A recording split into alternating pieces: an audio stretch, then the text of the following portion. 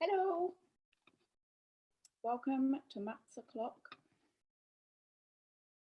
Let's go. How are you all? Let's start. Ready for probability? I don't know if anyone can actually be excited for probability. It's not like calculus, is it? It's not like something really actually exciting. I think the maths of probability is actually really interesting once you get to university, but at this level, it's just kind of frustrating. Timer, thank you, Sarah. I'm going to employ Sarah as my official PA. Timer on. Okay, so recap. This is what we're doing. T-Boy asked me at the end about the study sessions. Yes, I am. Yesterday we had a meeting, but in general, yes, but they're just going in the exambulance. So statistics is the left-hand side, all of this stuff here. This is worth 1/6 of your overall A-level grade, so not that much. And within that 1/6, most of it is for binomial and normal distribution. The normal distribution is all in the second year, so you don't need to worry about that. Hypothesis testing with correlation is in the second year, so you don't need to worry about that. And using the conditional probability formula is in the second year, so you don't need to worry about that. But the rest of it is all in the first year. And the most important bit, the binomial distribution and the hypothesis testing, is what we looked at over the last couple of days. So binomial distribution discussed, and hypothesis testing discussed. So today we're going to look at probability. Right. What do you actually need to know for probability? You need to know basically two things that you don't already know. The rest of it is, and I use the word very loosely, common sense, but it's more than that. It's about understanding what on earth is going on in this bizarre game that they've set up or situation that's been constructed. So it can be really, really difficult, but mathematically, you need to just keep coming back to the fact that there are only really two things to learn. That formula there, the union is equal to the A and the B minus the intersection. And even that, really, you don't have to memorize it because it's fairly obvious if you do it in pictures. The union is the whole thing, all of this, and the middle bit, and all of this. A is these two bits, and B is these two bits. So this is A union B, this is A, this is B. And then we've added on the middle bit twice, that's all. So we need to take the middle bit off. And that bit is called the intersection. So it's a fairly obvious thing. T-Boy, they're going to be, yes, but in just the link will be in the exambulance on the schedule page, that's all, rather than being on YouTube. That's the only difference. So that's number one rule that we need. Number two rule that we need, I'm just going to put a dotted line around because I don't think anybody needs to make a flashcard that says that probabilities add up to 1, okay? You know that probabilities add up to 1. Just keep in your head that probabilities add up to 1. And then the other thing that you need is how to check for independent events. So independent events are ones where if event A happens, it doesn't have any impact at all on event B happening or not happening. Whereas dependent events, if A happens, then B is more or less likely to happen because we know that A has happened. So the formula for this, it looks nothing like anything that makes sense, basically. And really, it only makes sense in the second year when you learn this formula down here, which is in the second year. So I'm not going to go into it for now. So for the first year, this is just something to just memorize and use. The test is as follows. You look at the intersection, and that's this bit. And then you work out what that is, and you say, is that or is that not equal to the probability of A, so that's literally these all added up, all of that, the whole of A, multiplied by the probability of B, which is all of this. Are they the same or not? If they're the same, then the events are independent, got nothing to do with each other. If they're different, then the events are dependent. A happening makes B more likely or less likely to happen, okay? Right, that's honestly, that's more or less it for probability, is those two formulas. And Oh, mutually exclusive, don't model up mutually exclusive with independent. Mutually exclusive events are ones that look like that. So A intersect B is 0. There's no intersection between them. Independent events follow this funny rule. You can't see it on a Venn diagram at all. Okay, let's try applying some of this, because the application is, some of these questions, right? Some of them I find very confusing. So it's one of these classic moments, don't worry about that, one of these classic things in maths where you could understand everything about the topic and you can understand everything when somebody else does it, but then you look at your own question and you think, I have no clue. So that is the same for absolutely everybody. So if that's the case for you, don't think that it's anything to do with your mathematical ability, it's just to do with the way that maths is. Right, what we're going to try to do here, even if they didn't say to draw a Venn diagram, is to try and draw a Venn diagram, because then we can have some control over what's going in each space. Okay, so I'm going to use the ticking system that I'm going to show you, and you're going to try and put together a Venn diagram here. So the ticking system goes as follows. Nearpod I have not set up for today, no, because it's too hard for you on a phone to draw 2 circles and put all the numbers in. The Nearpod is only used for when it's like a really big thing, like a graph sketch or like a numerical answer, something like that. So here's A and here's B. And we are asked, first of all, to put A and not B. So here's the system that I recommend that you use. First of all, you look at A and you tick everywhere that's A. You are A and you are A, those 2 bits. Right, ignore what's in the middle, just totally ignore what's in the middle for now. And now look at the other end, not B. So we want to tick everywhere that is not B. You are not in B, you are in B, you are in B, the outside is not in B. Now we look at the middle. If the middle is an and sign, then we need to have said yes to both of them. So we need 2 ticks. If it's an or sign, then so long as we ticked it, it's totally fine. So if this said or, like the cup shape, or, then it would be these and the outside, basically everything apart from this moon shape. But because it says and, it's only this section here. So we know that that section there is 0.32. Now what I'd like you to do, I'm going to give you just a few minutes, not minutes, seconds even, using the tick system that I just showed you.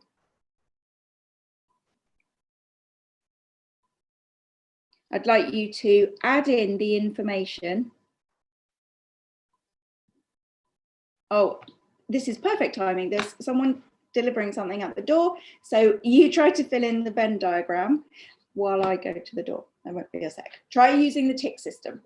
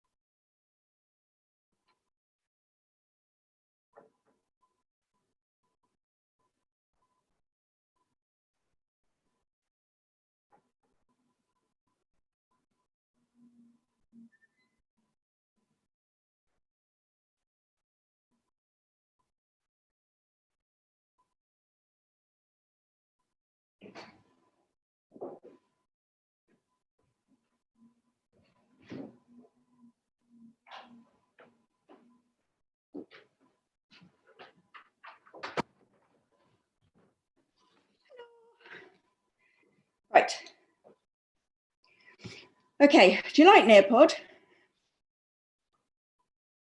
Is that what you would like me to do, more Nearpod sessions? I could do more Nearpod sessions if you like it.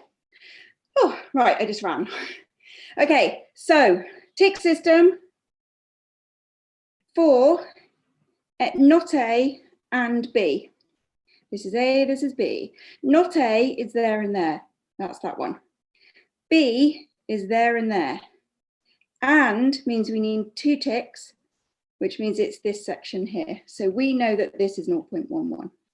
Now, the classic mistake is to think, for example, if they told you that the probability of A is 0.4, this is the most common mistake that we see. Okay, so just be aware of that mistake and be aware of the fact that A is 2 places and B is 2 places, and not A is 2 places and not B is 2 places. And then using that tick system, you will always be able to find the right place to put your information in. Okay, A union B, we can use the tick system again. I'm sure you know this one, but just to show you that it does always work, and it works with 3 circles as well. So A is there and there. B is the middle and the B bit. Union means anything with a tick. So long as it's got a tick, it's fine. So it's this bit and this bit and this bit. All of it all added up. So all of this section here, all of that adds up to 0.65. So then you can get the middle, which is 0.22. And then don't forget the outside. So the outside bit is everything that is not A and also isn't B, so that's 0.35. What did I use there? I used that little piece of information. We've got very little information that I needed to use here, but I did use the fact that if I add up all of the probabilities, like that, I get 1. All of the probabilities add up to 1, okay? So fact-wise, what did I use? I used the tick system. I used the fact that they all add up to 1, and that's all I used. Nothing else. Now, what's the probability of A? It's these guys here, so it's those 2 added up. What's the probability of B? It is these guys here, it's these added up. Done. So that's a really, really simple. All of the questions on Tailored Tutors, they're arranged into apprentice, expert, master. So easy ones, then medium ones, and then hard ones. And this is pretty much as easy as it gets. And all you needed to know was that tick system for finding the parts of the Venn diagram and the fact that probabilities add up to 1, and we're done. Let's look at something a little bit harder. I'm going to start by reminding you what we need to know, like actually like put it on a revision card and like test yourself on it type stuff. So we need to know this formula, which I'm going to write in this form. A union B is A add B minus the intersection. And we need to know the tick system, or even if you don't use the tick system, some way of working out which bits of what Venn diagram is being talked about. We need to know that probabilities add up to 1. You don't have to use that notation, but that's just the neatest way of writing it. All the probabilities add up to 1. And we need to know independent and mutually exclusive. So mutually exclusive, that's the one where they don't intersect. The intersection is 0. Whereas independent, this is totally different and they often get muddled. Independent, I can't see on a Venn diagram. So looking at this Venn diagram now, for all I know, A and B are independent, or maybe A and C are independent, or maybe B and C are independent. Maybe they're all independent. I don't know. I literally cannot see just by looking at it. The way to test is to do all of the A, times it by all of the B, and see whether or not it equals the intersection. And if yes, it does equal the intersection, then they're independent. And if they're different, then dependent. Okay, let's have a go at this particular question. So what are we told? A is 0.5, but A is R and S, not just R. A is all of the A circle, R and S. So let's translate that into an equation. R plus S equals 0.5. Now what are we told? B is 0.6. That's everything in the B circle is 0.6. Or did I go wrong on the last one? I just realized you're saying it's 0.11. Yes, you're completely right, 0.11, not 0.1. Totally agree. Yeah.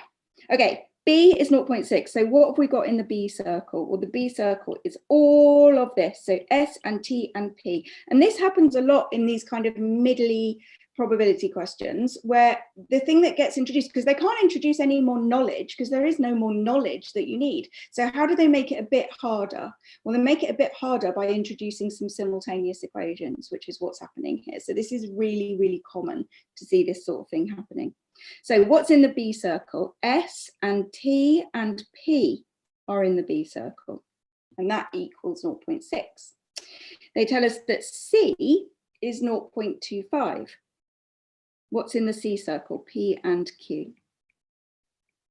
Now, top tip for you here. See, they've put R and S and T and P and Q in those spaces for you. What they could have done is that they could have got rid of all of this information here. This would make it go from an expert question to a master question. This is the sort of thing that an examiner can choose to do to make a question easier or to make a question harder.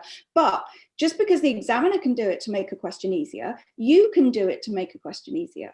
So let's pretend that all of this was gone. This wasn't drawn on at all.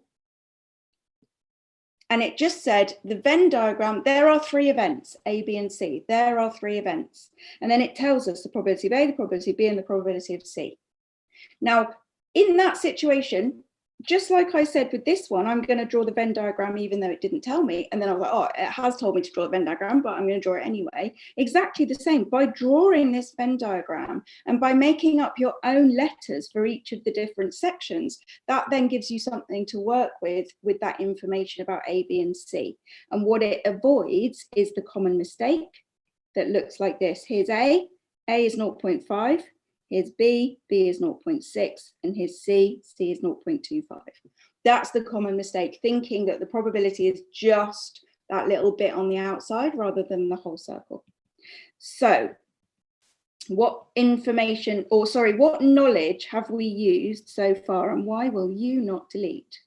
No, I'm gonna have to use the rubber, which means that we're risking everything going really wrong.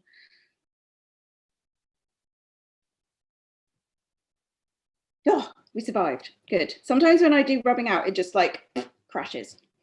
Right. So what information have I used so far? Basically, 0 knowledge. 0 knowledge has been used. I've just translated. Now I'm going to use some knowledge. B and C are independent. So I come down to the independence fact.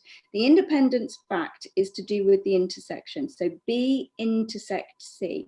And that probability there equaling all of B times all of C. Now, let's go and use our tick system. So we've used this now for this particular problem. Now we're going to use the tick system to work out where is B and C. So we'll tick everything that's B. Your B, your B, your B. Tick everything that's C. I know you know where B and C is. I'm just reminding you about the tick system for when it gets harder. Tick everything that's C, your C, your C. Look in the middle and see whether you want both ticks or just any amount of ticks. And in this case, we want both ticks. So literally, it's just this guy here. It's just the P. That's it. So P equals. Now, the probability of B is everything in B, everything in that whole circle, R and S and T. No, not R. S and T and P. And we're going to multiply that by everything in the C circle, which is P plus Q. Okay. I have got here some information. I've got R, well, how many things am I looking for? R, S, T, P, Q, 5 things and 4 pieces of information. Information 1, information 2, information 3, information 4. Right. Here is a general fact about all of maths that is just a fact. If I have this many things missing, this many things I'm trying to find, then I need this many equations. Okay, always in maths, it's a very important theorem to do with linear equations, but these are all linear. So if I've got 2 unknowns, I need 2 pieces of information. If I've got 3 unknowns, I need 3 pieces of information. Here I've got 5 unknowns, so I need 5 pieces of information. But I've used everything. I've used that, I've used that, I've used that, I've used that. Where is my 5th piece of information coming from? I have to have it. Unless I can have one more piece of information, we're not going to solve these simultaneous equations. Hey, Davina, what is that extra piece of information? What can I also write down here so that I've got 5 equations rather than 4?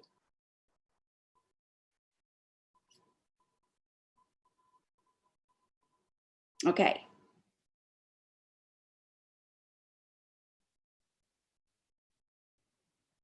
Yeah, Jacqueline's saying, basically, all of these are just asking you to solve the simultaneous equations. You have to find P, Q, R, S, T. You've got to find all 5 things. Now, when you solve simultaneous equations, the way that you put them inside each other and the way that they drop out might mean that you do this in a different order. So it might be that you get R first and then S, and then you use them to find P and Q, that kind of thing. It depends how you do it. So it doesn't matter. All of these are basically the same thing, which is solve the simultaneous equations and find all 5 things. So what is my last piece of information? I can't do this. It's 5 unknowns. I need 5 equations. 1, 2, 3, 4, 5. What is that 5th piece of information? Have to have it. It's on the left-hand side of the screen. Everything you need is on the left-hand side of the screen. There's no tricks going on. Literally, probability comes down to those things. A and C are mutually exclusive. That is true. You can see that A and C are mutually exclusive because they don't overlap. But that information is already in there because they don't overlap. So if they did overlap, we would have to put 0 in the overlap. But the fact that they're not overlapping, good, probabilities add up to 1. Look down here, boom, boom, boom, boom, boom, right? This is everything you need to know. Probabilities add up to 1. It's so obvious that we often forget it. Probabilities add up to 1, exactly.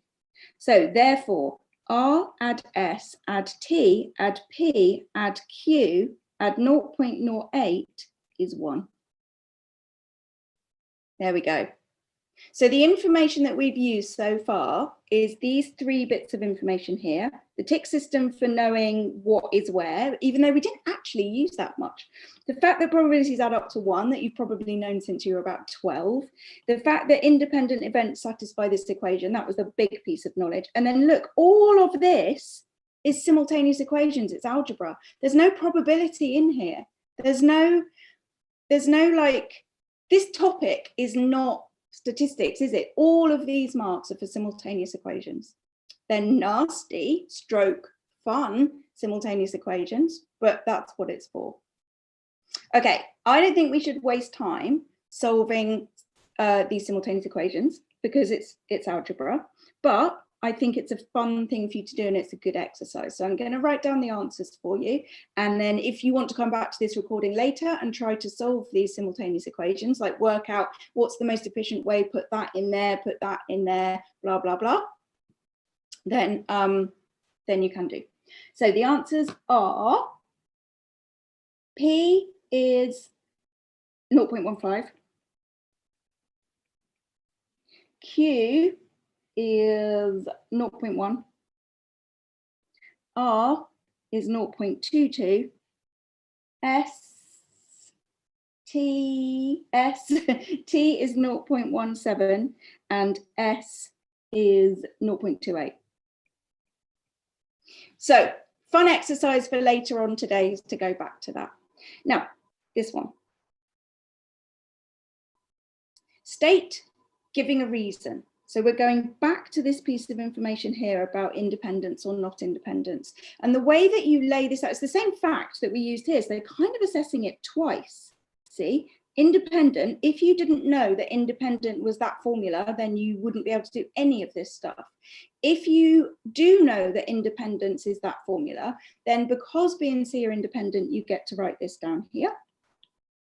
And then we can check whether or not A and B are independent. So the way that you check is this. Instead of writing down like we did here, A and B are B and C are independent. What we're going to do now is check. So you go, and this is absolutely standard. This happens all the time. Probability of A intersect B. Tick system. Here is A, here is A. Here is B, here is B, here is B. And 2 ticks. S. S we know is 0.28. Okay. Now we do probability of A times probability of B. Okay, probability of A we're told is 0.5. We were told that at the beginning. Probability of B is 0.6. We were told that at the beginning. You could, now that we know everything, you could add up R and S to get A, but we already know it's 0.5. And you could add up S and T and P from these collection to get B, but we already know it's 0.6. We already know that. So multiplying these together, you get 0.30, do you? I think, and they're not the same. So can you see how I wrote them separately? I didn't write this. I didn't write probability of A and B equals probability of A, probability of B, because I don't know whether or not that's true, and I'm testing whether or not it's true. So I've written the 2 of them separately. Probability of A and B is this. Probability of A times probability of B is this. Now I go, oh, I wonder if they are the same. They are not the same. So one way of remembering which is to use the word different. They are different, which means they are dependent. Are the events A and B independent? No, they're not. They're dependent because the probability of A and B does not equal the probability of A times probability of B. Okay, what did we use for that one then? Why was it so difficult? What was the advanced mathematics that we need? Nothing. The only advanced maths that we needed was being confident fiddling around with simultaneous equations. And my top tip for this one in terms of your learning is, or taking forward into when you're practicing past papers, is that if there is no Venn diagram and the question looks like this, then you make your own Venn diagram, and in each of the little spaces, you put a letter. You could use X and Y or something like that. You could use, for example, let's say I tell you the probability of A and I tell you the probability of B, but I don't tell you where any of those numbers go, then you could go, right, I'm going to call this X, I'm going to call this Y, I'm going to call this Z, and I'm going to here put 1 minus those because I know it all adds up to 1. And then X add Y, I know what that is, that's probability of A. Y add Z, I know what that is, that's probability of B. And then simultaneous equations. So use the trick that they gave you in this question, you use it yourself. Okay. Yes, let's have a look. Like this. Oh, look, this is a really fun one. So I think the one that you're talking about, Louis, is like dun, dun, dun, yeah? Yep, you absolutely could have something like that. What happened in the previous one was that A and C were mutually exclusive. Was it A and C or B and C? Maybe it was B and C were mutually exclusive. So what this means is that there's no intersection there. There's nothing shared between B and C. And because of that, what they did was they took the C circle and just moved it left a little bit so that it looked like this. So they just kind of slid that C circle round to mean that, to kind of emphasize the fact that the C circle and the B circle don't overlap. Okay. There's another one that I should tell you about that you might not have seen. And this is a type of Venn diagram that you draw in the following situation. Let's say that there are 3 buses. This is the classic one, 3 buses. Bus A, bus B, bus C. And they have different probabilities of being late or not late. And then you're looking at whether or not it's late. So one option would be to use a tree diagram. So you could go bus A, bus B, bus C, late, not late, late, not late, late, not late, like that. There is another type of diagram that you can use, and it looks a little bit like an envelope. And the reason that we can use it is that these are mutually exclusive. I can't be on bus A and on bus B at the same time.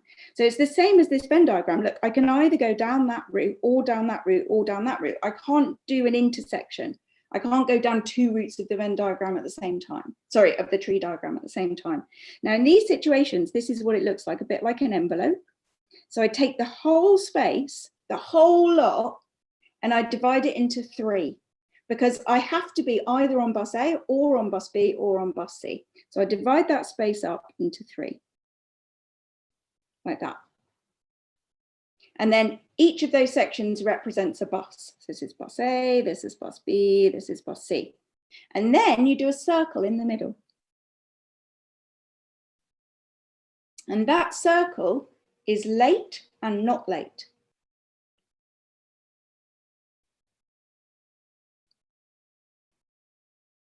So if bus B is late, it's that little section there. If bus B is not late, it's that section there. If bus C is not late, it's this bit here. If bus C is late, it's that bit there. So this type of Venn diagram doesn't look like the ones that you're used to, but it is still a Venn diagram and it is still useful sometimes. So it's worth being aware of it. Right, let's recap everything that they could possibly be asking us to use in this question, and then we'll have a look at the question. We need the tick system or some other system for knowing where on the Venn diagram we're looking at. We need to know that all of the probabilities add up to 1. We need to know this useful formula, that the union is the A and the B minus the intersection. And we need to know 2 things about that intersection. The intersection is really important. If the intersection is 0, the events are called mutually exclusive. And if the intersection is equal to the product, if A and B is a probability of A times probability of B, then they're called independent. And notice that both mutually exclusive and independent are to do with this A and B bit, this bit on the end, this intersection-y bit. This one you can see on a Venn diagram, this one you can't see on a Venn diagram. Okay. I don't want to get rid of all of that. I only want to get rid of this. Right, let's have a go at this one then. So we've got a Venn diagram and it is the probability of a customer booking at the hotel. R is this circle here. Do that one in blue. And that is the customer books a room. Okay, D is breakfast. So let's do that one in green. Here's breakfast. D is for breakfast. Oh, B is for breakfast. Okay, D is for dinner. That makes more sense. I mean, not that there's a rule, but it does make more sense. And then B is for breakfast. There we go. So I think what can happen here is that they can turn up for dinner and not have the breakfast. They can just turn up for dinner. Right. U and T are probabilities. So can you see exactly the same as in the last one? They've put a little U here for the unknown and a little T here. Yeah, breakfast, good one. And T here for the unknown. And that's something you can do. If you're not given this, draw it yourself and put in X's and Y's and Z's or UT or PQRST for the unknown bits, and then you can form equations. Write down the probability that a customer books breakfast, so that is B, does not book a room, does not book a room, B and R not. That's what they're asking for. So we're going to use the tick system to find that. B, breakfast, 0.33, 0.27, those 2 bits, that's the B bit. Tick there, tick there. Not R, everything outside of the room. That is these guys and these guys, everything outside of room. So what is the probability Let's do the ticks. B is here and here. That's that one done. Not booking a room is there and there. And means we need both. There is nowhere with 2 ticks. The probability of those 2 things happening is 0. Agree?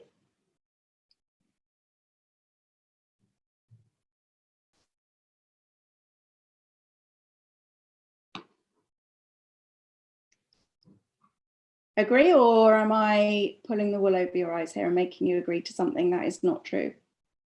Agree. Anyone disagree? Books a room is the inside of the room circle. No, sorry, breakfast. Has a breakfast is the inside of the breakfast circle. That's this guy and this guy. Then you ignore the middle. Then you look for the R circle, which is the blue circle, and you tick outside of the blue circle. Good, yeah, exactly. There's no intersection, so the answer is 0. Right, B and D are independent. We are testing that you know this formula in exactly the same way as on the previous one. We are told that 2 things are independent, so we can write down that formula exactly the same. And in exactly the same way, it's going to give us an equation with some unknowns in, and we're going to use simultaneous equations. Exactly the same. It's almost like there isn't much difference in the maths questions every year. They're pretty much always the same. So we've used the tick system. We're going to use the fact that they're independent. So that means that the probability of B times the probability of D has got to be exactly the same as the probability of B and D. All right. Let's fill that in using our tick system. Right, probability of B. B is the whole of the B circle, which is these 2 added up, which is 0.6. D is the whole of the dinner circle. The dinner circle is quite big. That is 0.27, 0.15, and T. What is 0.27 add 0.15? I have no idea. It is 0.42. So the whole of the dinner circle is 0.42 add T. And that has got to equal the intersection. Oops. So let's do the intersection using the tick system just to make really sure that you understand how this works. B is the breakfast circle, there and there. That's that one. D is the dinner circle, which is there and there and there. Then you look in the middle. The middle says intersection, so I need 2 ticks. The only place with 2 ticks is here. So that is the intersection. And it's one of those things where it's sort of like with binomial distribution, where you write out the number line and put the box around it. It doesn't seem, when somebody else is showing you, it doesn't seem that you need that. It seems that that is a bit overkill in terms of thinking and explanation. But actually, having these sort of algorithmic steps that you follow, it takes control of difficult situations and situations in which you're not really sure what's happening. You just go, well, I'm just going to use the fact that they add up to 1. I'm going to use the tick system. I know what mutually exclusive means. I know what independent means. Therefore, there is nothing that they are asking me to do that I don't know. And that can give you some confidence to approach the problem. So B and D is 0.27. This is a fact because we're told they're independent. Now that equation should be fairly easy for you to solve, hopefully. You can go solve, solve, solve, solve, solve, divide both sides, blah, blah, blah. And you end up with T is 0.03. So this is 0.03. Okay, we haven't yet used the fact that they add up to 1, but I bet we're going to do that now. Hence, find the value of U. There we go.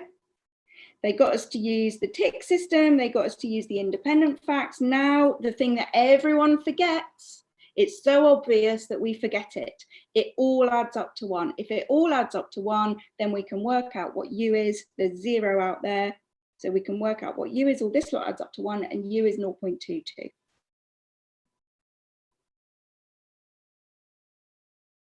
Right. To recap what we used, what knowledge we used. We needed to know how to find and fill in bits of the Venn diagram. tick system's perfect for that. We needed to know that they all added up to 1, and we needed to remember that they all added up to 1 so that we could use that piece of information. We needed to know what the definition of independent was so that we could form this equation so that we could work out what T is. Right, so far, so totally normal. Okay, 77 customers turn up. Okay, 77. 40 have booked a room and breakfast.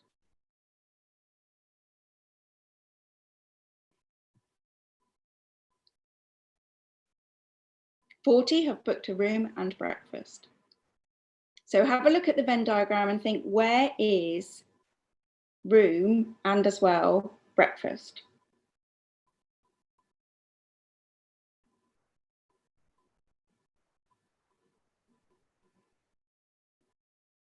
And then 37 have booked a room without breakfast. So where are those 77 customers?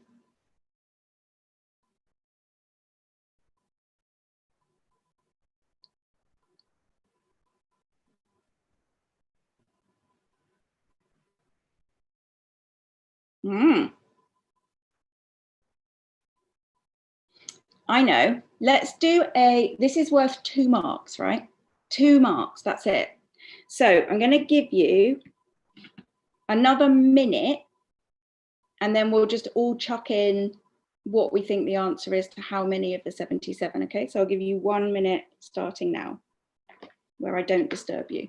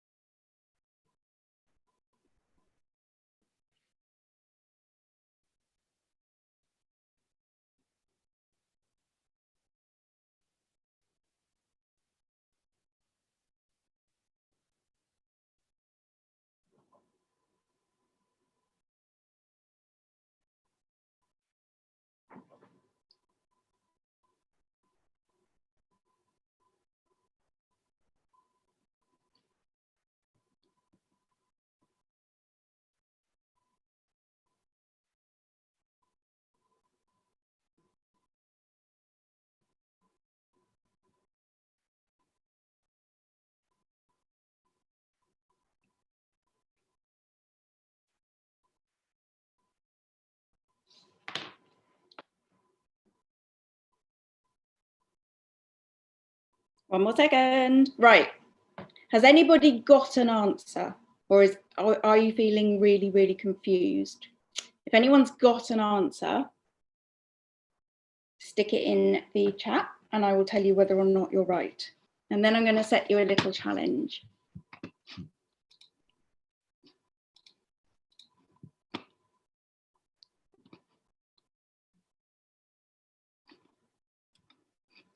I've got hopefully time to set you the little challenge.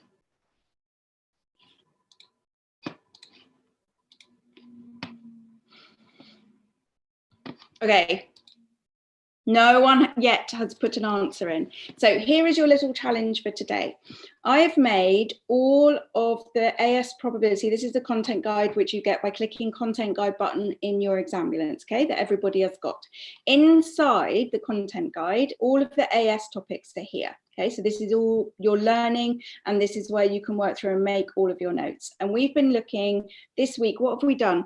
We've done bits and bobs, differentiation, integration. We did a little bit of trigonometry, and we've looked at hypothesis testing. This week, binomial distribution and probability we're looking at today. If you click on probability, there is only one video, because I hope I've shown you there isn't that much to learn. It's all about practicing using it rather than actually knowing much. You have to know that they add up to 1. You have to know the formula for independence, and you have to know about intersections and what mutually exclusive means, but that's it. There isn't much to learn.